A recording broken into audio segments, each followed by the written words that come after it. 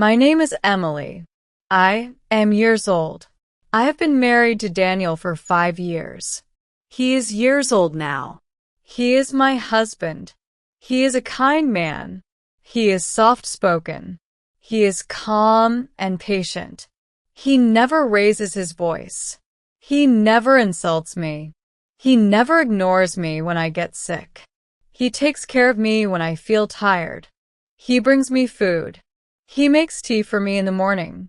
He cooks dinner when I am late from work. He listens to me when I cry. He holds me when I feel weak. He tells me you are strong, Emily. I am proud of you. Daniel is a good man, but sometimes I forget that. I have a good job. I work in a corporate office. I earn $1 every month. I worked hard to reach this position. I studied at night. I took extra courses. I pushed myself. But Daniel still works as a delivery driver. He earns $1 a month. He works long hours. He drives in the sun, in the rain, and in the cold. He comes home late and tired. He comes home with sore feet and dust on his shirt. He never complains. He just says it's okay, Emily. I like working, but slowly I started to feel different. I started to feel disappointed. I looked at other couples. I saw women wearing diamond rings and designer handbags. I saw men buying cars, houses, and expensive gifts for their wives. I looked at Daniel. He was wearing the same shoes for 2 years. He never bought new clothes for himself. He never bought me expensive things. I began to compare him to other men. I began to feel angry. One day I asked him, Daniel, why don't you do something better? Why don't you start a business? He looked down and said, I don't know how. I have never done business before. I became irritated. I said, other men do it. Why can't you? Daniel stayed quiet. He always stays quiet. He looked at me, but he didn't say anything. His eyes looked sad. But I didn't stop. I kept comparing him to others. I kept saying you are not like other husbands. Daniel gives $1 to his parents every month.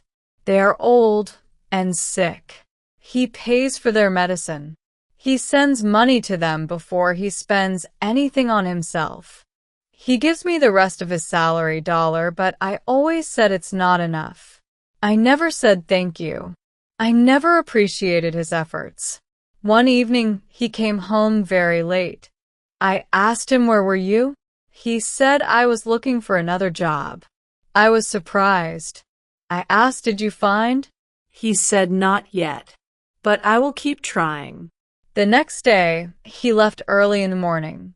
He came back after sunset. He looked more tired than usual. He didn't smile. He didn't talk much. After 1 week, he told me I found a second job. I will work at a restaurant at night. I will earn $1 more. I said good job, but I didn't ask how he felt. I didn't ask if he was okay. Daniel started working both jobs.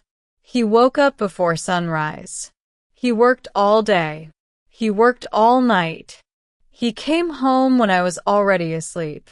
He had no time to talk, no time to laugh, no time to rest. One night, he came home and went straight to the bathroom. I heard something fall. I ran inside. He was sitting on the floor. His face was pale. His hands were shaking. I screamed, Daniel, what happened? He looked at me and said, I am just tired. I feel dizzy. I called a cab and took him to the hospital. The doctor said Daniel was exhausted. He said his body cannot take this much work. He needs rest. He needs sleep. I sat beside his hospital bed. I looked at his face. His eyes were closed. He looked peaceful, but I felt broken. I held his hand. I started crying. I said, I am sorry, Daniel. I didn't see how hard you were trying. I didn't understand. Daniel opened his eyes slowly. He smiled. He said, "Don't cry, Emily. I just wanted to make you proud." His words broke my heart. That night, I realized something important. I realized Daniel does not need to be rich. He does not need to wear suits. He does not need to drive a big car. He does not need to buy me diamonds. He already gives me something more valuable. He gives me love. He gives me peace. He gives me respect. He gives me support. He gives me himself. That is enough. That is more than enough. Since that day, I stopped comparing him to others. I stopped complaining. I stopped chasing things that do not matter. Now I look at Daniel with new eyes. I see a man who works hard. I see a man who sacrifices. I see a man who loves deeply. Daniel is not just my husband. He is my quiet storm. He is the calm that keeps me safe. If you felt this story in your heart, please like, share, and subscribe, because sometimes true love doesn't shout. It just stays and never lets go.